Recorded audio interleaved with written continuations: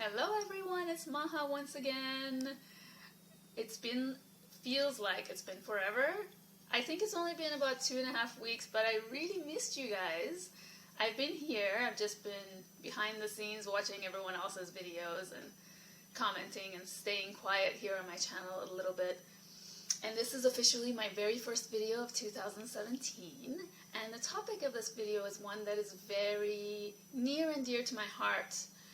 And it was inspired by an email I got from my beloved soul sister who asked if I could share my experience with Quan Yin with her. So I decided to make a video in response to her question and share my journey with all of you, my journey with Quan Yin. And if you've been following my channel for some time now, if you know me, you probably already know that Quan Yin is very important to me. Her energy is not only central to my spiritual practice, but it is very central to my daily life. I try and bring her energy to my everyday life and connect with her on a regular basis. Qualities that I associate with Quan Yin are qualities that I strive for, such as patience, gentleness, kindness, acceptance, compassion, and I briefly talked in my self-love video that I did back in September about the practice of self-compassion and self-acceptance, and Quan Yin has been tremendously helpful and healing for me in those regards, in accepting myself, my experiences, and my life just as it is. I'm going to talk about that in this video. And I also wanted to just share, some of the different ways that I connect with her. So some of the actual physical tools that I use in connecting with her, and then some non-physical tools. And I wanted to share some books with you as well that have helped me in my path. And then at the end, I want to talk about my story with her, how I met her, how she came to me, how I first met her. To me, Quan Yin is the unconditionally loving, compassionate energy in the collective heart of the universe and in our individual hearts. That is to say that by cultivating, nurturing, and encouraging that Quan Yin loving heart energy, that Bodhisattva heart energy, we can awaken our hearts. And there is so much potential in the human heart for immense amount of empathy and compassion. And Quan Yin has really guided me throughout my path of learning, loving compassion, and bringing self-compassion towards myself and others. So, of course, there are, as many ways to connect with the goddess as there are people on this planet, and these are just some of the tools and practices that I've discovered as I have slowly and gradually gotten to know Quan Yin's energy. So we're going to start with one of my very favorite ways of connecting with Quan Yin's energy, which is through crystals. And crystals are just another way of working with energy. And to me, there are certain crystals that really embody that Quan Yin loving heart energy. So I'm going to share these crystals with you that I use most often, and I've divided them in two categories. The first category, I put the crystals that I feel are more that bring that more nurturing and grounding, protective energy of Quan Yin to me. And then the second set of crystals are more the higher vibration of that really light and pure Quan Yin energy. Okay, so without further ado, my very first crystal that I would say, this is just definitely one of the first, is rose quartz. And I have so many pieces of rose quartz. This is just one of my most nurturing, loving, motherly crystals of all time. I have a big chunk of it in my bedroom behind a pink lotus image, and I'm going to talk about the pink lotus in a moment. This one here is, I guess, the one piece that I really carry with me when I want to meditate with Kuan Yin and stay with her energy, call upon her. And I've made this into a necklace as well. And the necklace I'm wearing, I'll talk about pink opal. This is a necklace that I made. This is my Quan Yin necklace. I use jewelry quite a lot. I make my own crystal jewelry, and I use jewelry quite a lot in ritual. And I've dedicated different pieces of jewelry to certain goddesses. So this is my Quan Yin necklace. And this is pink opal. Pink opal is another crystal that I linked to that protective, nurturing Kuan Yin energy. And you can't really see the pink opal here, but it's really quite beautiful. These are some nuggets that are bigger. It's kind of that pinky, whitish with hints of gray and some coral or peach color. It's just so, it's heart chakra to that really gentle heart chakra energy. So this one is pink opal and rose quartz, and I just made this one recently. And I like strings of crystals that are just strings, like they're not actually malas. I haven't made any Kuan Yin malas before. I just like to, there's something just really nice to me, really healing, to just hold the crystals just this way, the beaded crystals. And I'm lucky because there's a store near my house and they sell all kinds of beaded crystals, so that's where I usually get them. And then there's pink calcite, and I love this little piece. I use it on my heart chakra. Pink calcite is its energy is very soft. It's very healing and very embracing. Almost like powder, like chalk, powdered chalk that's pink. That really soft, really kind of delicate energy. And then the next one I wanted to show you is, okay, so those are my pink variations of crystals, and then there's the one crystal that I always go to when I need to bring more compassionate energy, and that's Chrysocolla. And I have many sizes of Chrysocolla, different types of them, and that I find is very nurturing also for the third chakra, for the belly chakra, when I'm feeling like I need extra support. If I'm feeling really in need of Kuan Yin loving, protective energy and compassion, that's the crystal I go to. And this one, the Snowflake Obsidian, this is a heart shape. This one in specific I use for bringing Kuan Yin energy. And to me, the energy of Snowflake Obsidian is not just first chakra. I know it is linked to the first chakra, but for me, it's sort of like a gateway between the heart chakra and the sacral chakra. It's like a bridge between the two. It really helps to connect those two chakras for me easily. And this one in specific really helps me with bringing the protective Kuan Yin energy. So even though I have many different sizes and shapes of the Snowflake Obsidian and the rose quartz, these are the ones that I use. So these specific crystals that I'm showing are the ones that I really feel are my Kuan Yin crystals. And then there's blue lace agate, and I don't know what it is about blue lace agate. It's very soft and gentle and healing on the throat chakra level. It's not a heart chakra crystal, but for me, it helps me to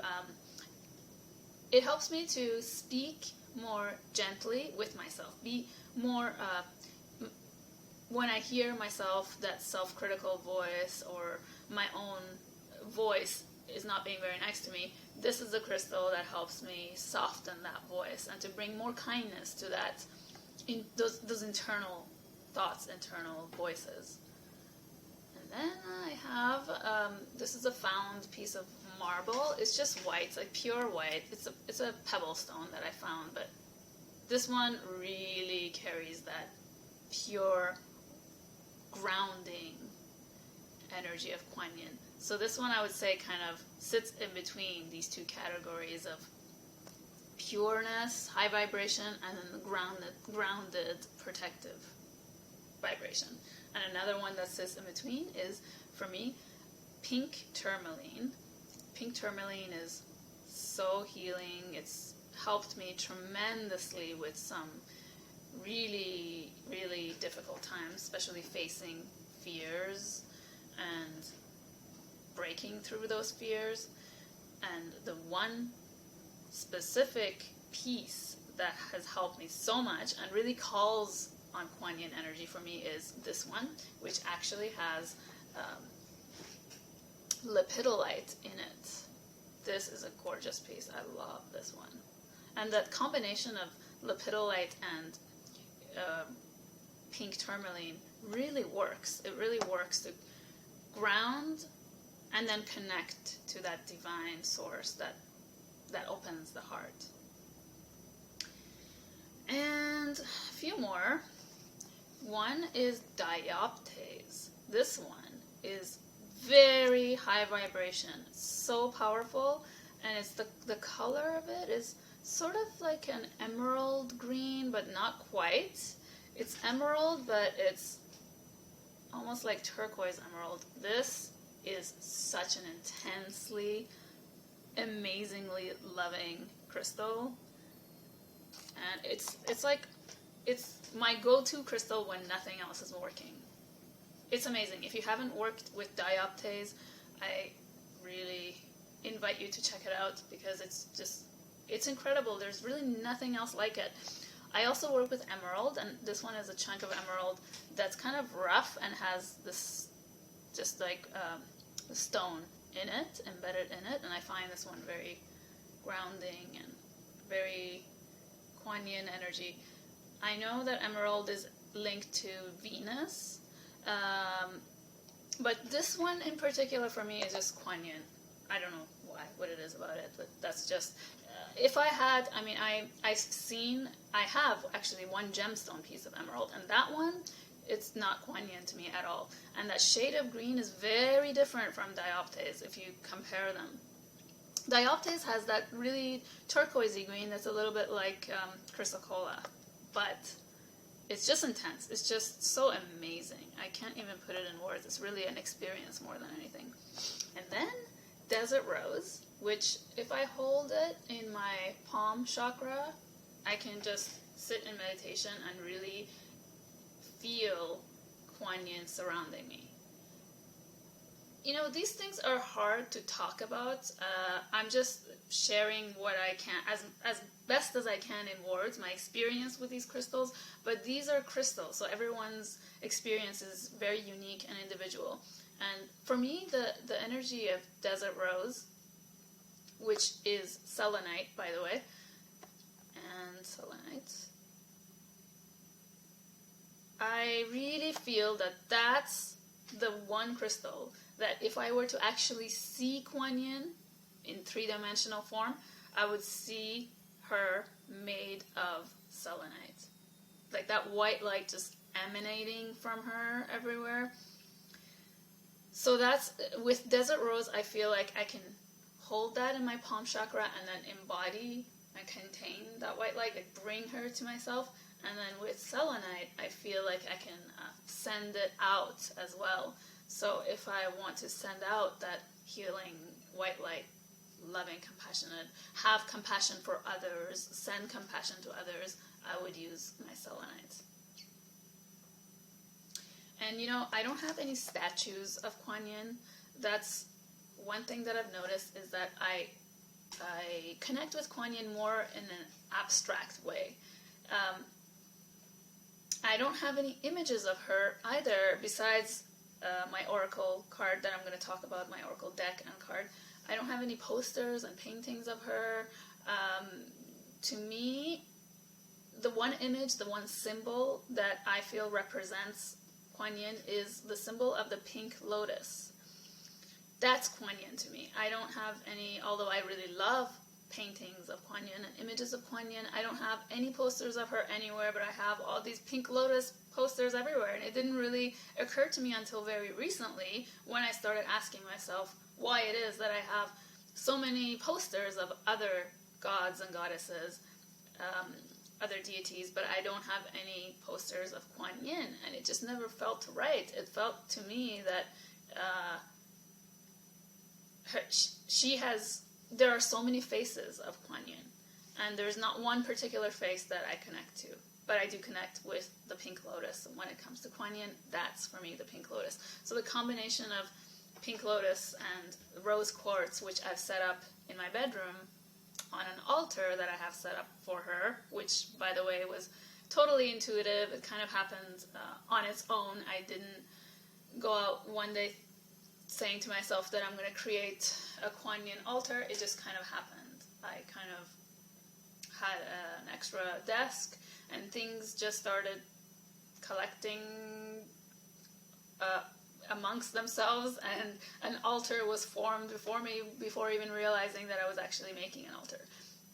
So I have images of pink lotus to represent that. And I actually was filming this video just an hour ago in my bedroom because I wanted to show you that altar, and I wanted to show you the posters I had behind me of the pink lotus, but it didn't work out because the lighting there is just awful. So if you can imagine that pink lotus with the rose quartz, that's exactly the kind of energy that I get when I want to bring her energy to me. And then selenite is more of that expansive divine light. So those are just some of the crystals that I use. So there are just a couple of other pieces of jewelry that I want to show you that are dedicated for me to Kuan Yin. One is this bracelet that I've made, which is black obsidian and rose quartz. And I wear this all the time. It sort of serves as a reminder for me that Kuan Yin is with me all the time. I take a shower with this, I sleep with it, and it's just like a gentle reminder throughout the day that I'm carrying her energy with me. And then I have this wonderful, beautiful necklace that I think I've shown you in another video before. It's a pendant, relief, Kuan Yin relief, she's sitting on her lotus, holding the nectar in her hand, and this is pink tourmaline and cherry quartz, and I love the length of it because it just sits on the heart chakra, so I can feel it, and again, as a reminder that she's sitting right here with me.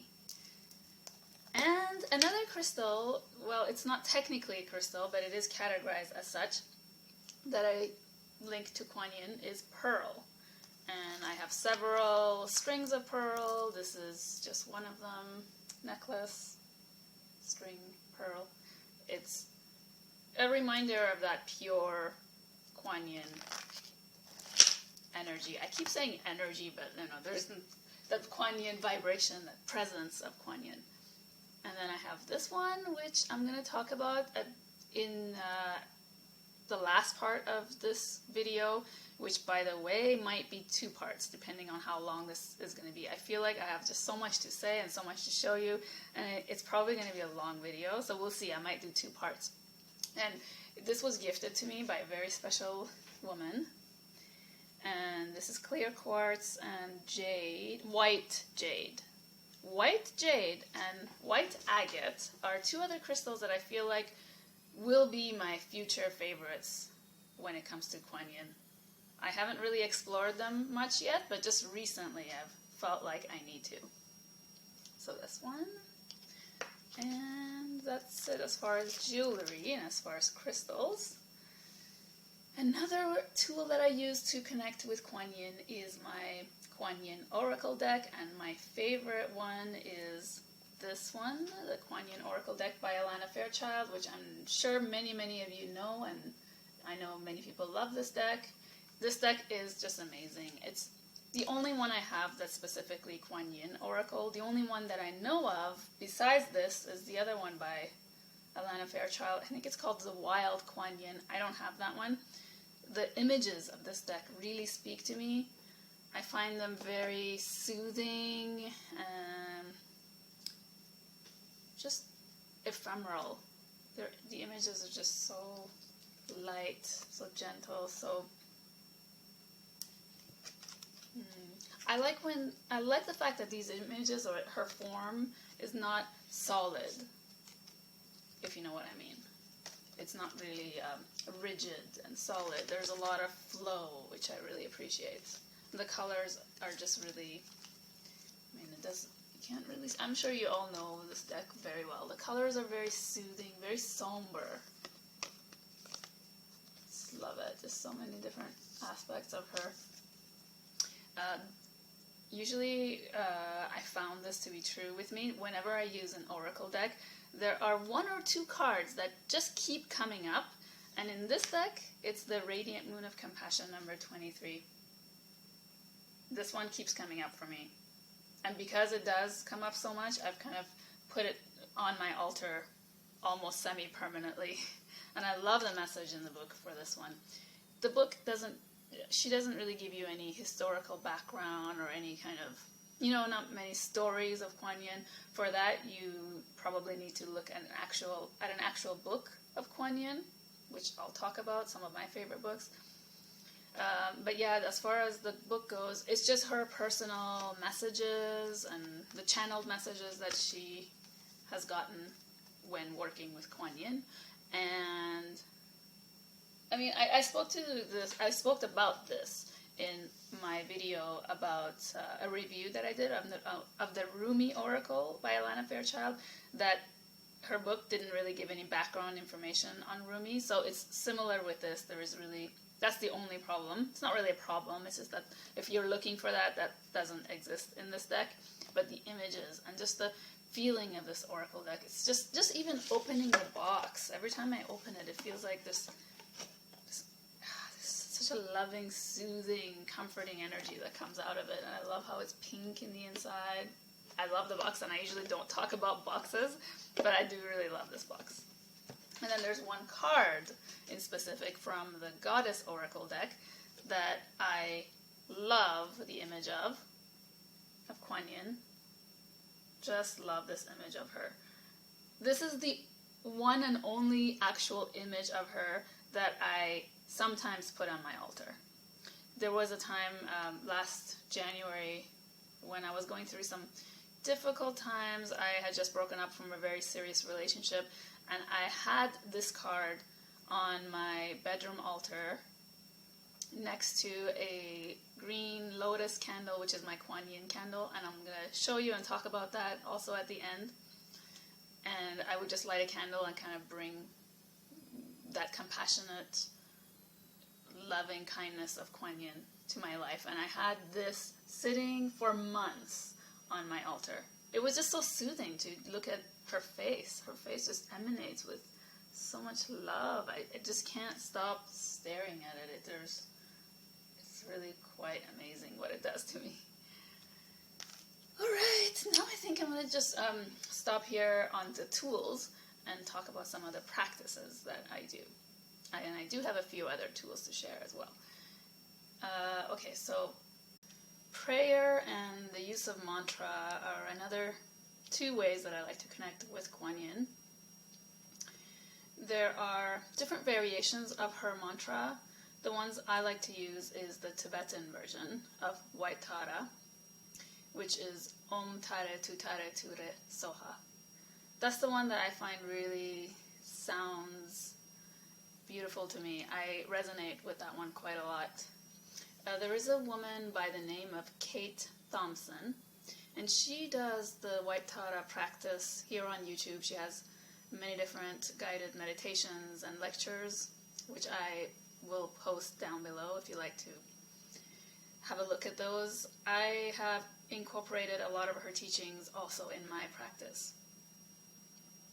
So the Quan Yin Mantra translates roughly to the jewel within the lotus. And that's, of course, the metaphor for the enlightened heart-mind. And she's also known as the Swift One. So calling on her name can quickly bring her towards you. It's said that when she became a bodhisattva, she made a vow to appear quickly before those in need. So calling on her mantra can help you to quickly access her presence with you.